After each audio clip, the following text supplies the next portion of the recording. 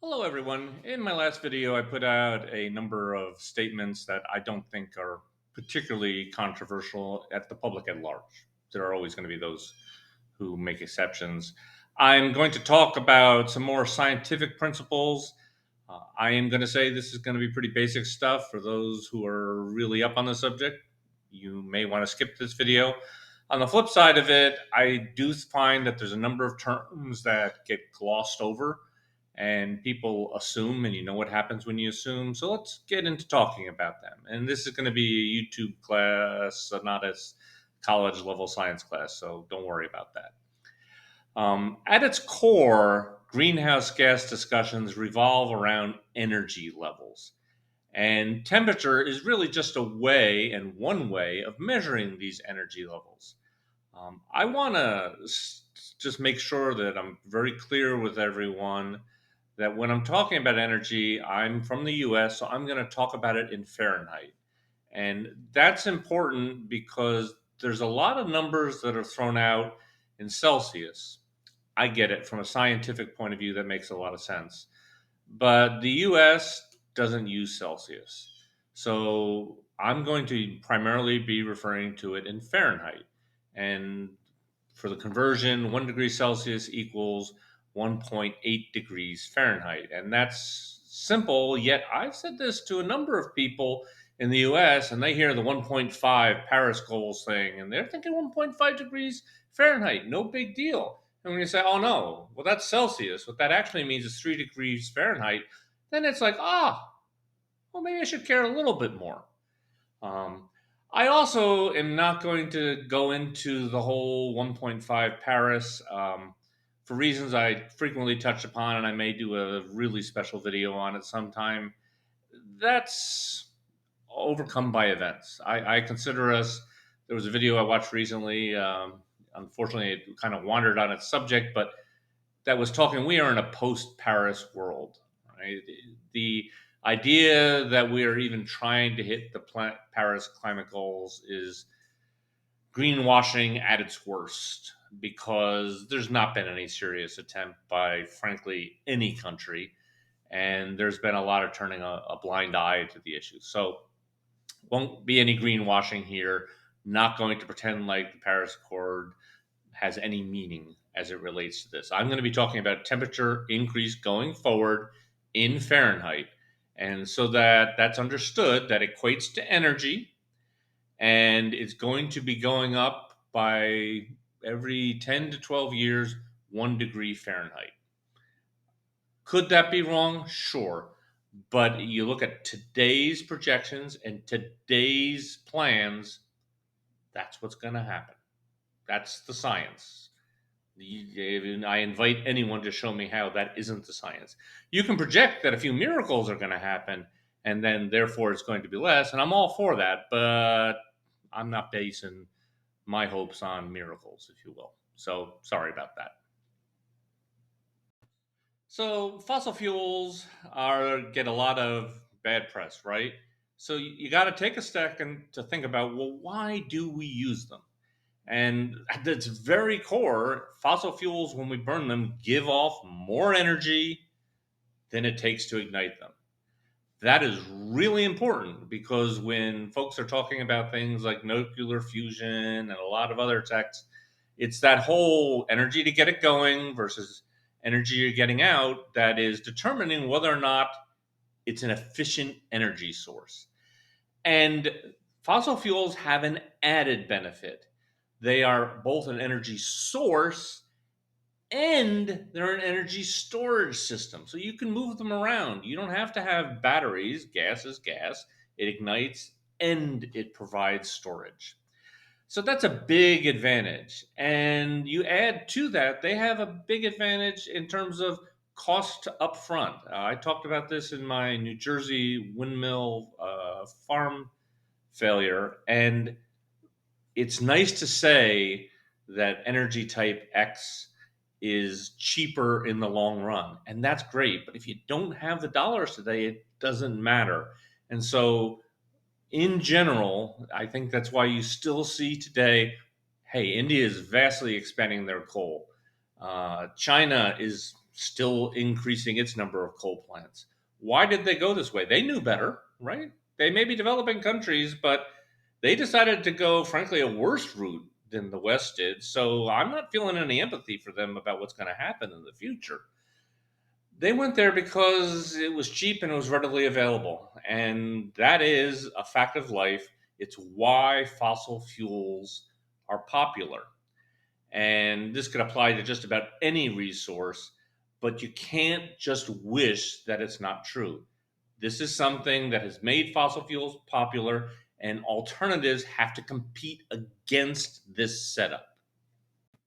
Now, if you're taking the time to watch this, you understand at some level what the greenhouse effect is and why fossil fuels have a significant issue. Namely, they don't have that upfront cost, but they have a cost due to their emissions that no one's paying, and we all will pay for it in the long run. So there are plenty of sources that describe that, so I'm not going to repeat them here, with the exception of methane, which I'm going to touch on a little later because I think it deserves a little extra love.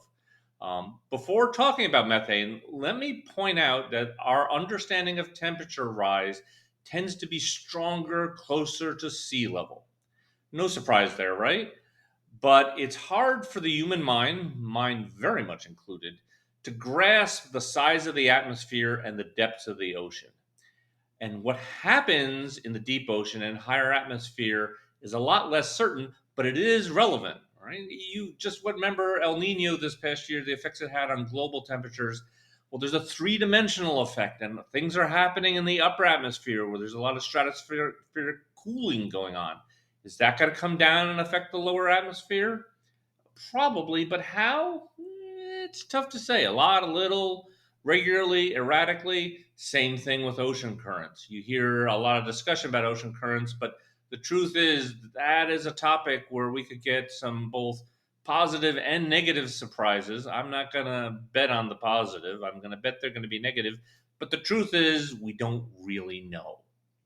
So, modeling these areas are difficult, and we're going to have to expect that there's going to be unexpected events happen that we will only understand probably retrospectively. I am highlighting this for a very specific reason. I have a fair amount of experience with statistical process control, and when a system is no longer functioning normally, sorry about that, you get unexpected results. So I could speculate on a wide variety of topics. You've already probably heard some stuff about dust over the ocean from the Sahara and how that might be affecting things. Um, I'm thinking about the ice water runoff of Greenland. Forget about the AMOC currents. Just what is that going to end up doing locally? Well, we can make some educated guesses. Probably not good, but we don't really know. Same thing with the cooling in the upper atmosphere. When you get these sudden turns of temperature where the air starts to move vertically between the different layers of the atmosphere, what's that going to do to our weather? At the end of the day, when a system is out of control statistically, you tend to get a wide amount of variability. So that is one of the things that climate scientists do say, and I think isn't always sink in, that it's not just that the average is changing, but that the variation from the average is going to increase. So your temperature might start to swing fairly radically over relatively short time frames. So, all of this brings me to my topic of methane. Methane is a more potent greenhouse gas than CO2. You've probably heard about that in the news, but if you haven't, we're talking it's a lot more potent, as in 20, 30 times, some say as much as 80. I've seen the numbers somewhat vary here. It depends on the time scales you're talking about. But beyond that, the situation with methane is that it's a near term effect. And I'm going to be, instead of you guys watching me, I'm going to have a few slides up here that are just going to show what's been going on with methane. Its concentration has more than doubled over the past 100 years. As a project manager who's interested in what we can do, when I look at what's out there, methane catches your eye right away because it's a near term, right up in the face problem that is not getting enough press.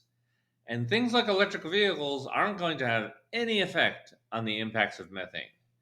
Now, one of the things that's really tricky is if you've seen some of my other videos, I try to hammer home that CO2, which is tied to energy production, therefore is also tied to economic growth and wealth, and that those two things are correlated, and that doesn't get enough attention.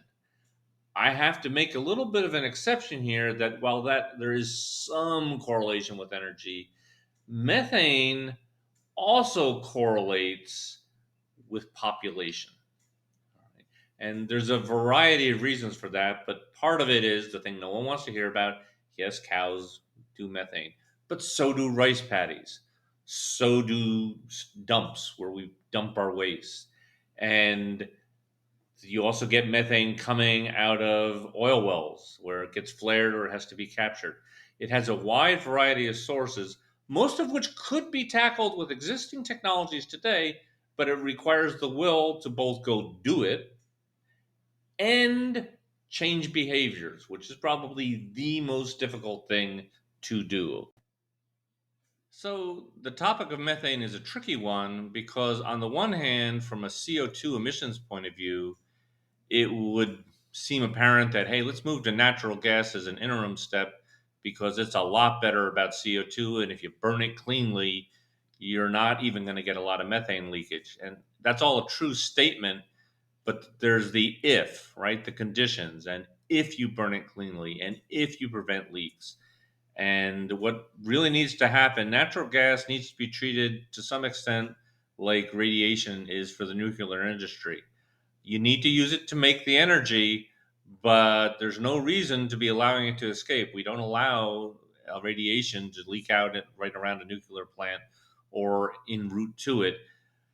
Honestly, the same sort of thing has to be done with methane, and this applies across the wide variety of topics. So, as I've been talking about temperature and methane, in those cases, there tends to be what I would call a one-to-one relationship. As temperatures goes up, energy amount reduces by a roughly proportional amount. So, you increase 3 degrees, you're going to have a 3% increase in the atmosphere. Is that a gross generalization? Absolutely, it is. But it's gives you a sense of the type of relationship. The last item that I want to talk about here that is not appreciated, I've alluded to it in a number of my other videos, and I'm going to go into it a little more depth here, is velocity. And that's because there's the energy production and then there's how we use it. And a lot of that, airplanes, cars, ships, well, speed is important there to how much energy they consume. Now, on my shipping and my video on trucking, I make the statement that velocity is a square function. So, in other words, it takes the energy used in a doubling of speed is a square. All right. So, you're going up more than 2x, you're going up more like 4x. And I do know there are probably those who out there who would be jumping and, oh my gosh, yeah, but you have different gearing, different injury engines, you have different shapes that affect performance, and all of that is true. But as a general statement, velocity is driving increased energy use. And one of the things that is going to have to play out is if you want to reduce greenhouse gas emissions, things have to slow down some. Let me use a ship as a specific example. When I talk about ships, I don't go into great depth about why they need to slow down. Well, there's a couple of things specifically as an aerospace engineer, which actually applies to shipping, believe it or not, because water acts like the air in terms of shapes. You have this drag function, and the drag function is squared with velocity. It doesn't, there is a parasitic drag that doesn't impact too much at low velocities, but as soon as the ship gets moving pretty well, it has a big effect. And then you also add that, as strange as it may sound for a ship, there's this ratio of the length to the beam, And you actually, a longer ship will tend to go faster, but you don't see them so much because it usually has a negative effect on carrying capacity. So these are examples of where you have to impact that velocity function to affect energy. So greenhouse gas emissions is about energy, energy is temperature, and energy is also being influenced by velocity. And all of that's true except when you talk about methane, which is driven also by just what we eat. And that's not velocity or the other, but it's a big problem, and it's the near term bug in the windshield problem. So, more in a few days. Like, subscribe, and comment. Always looking for feedback. Take care.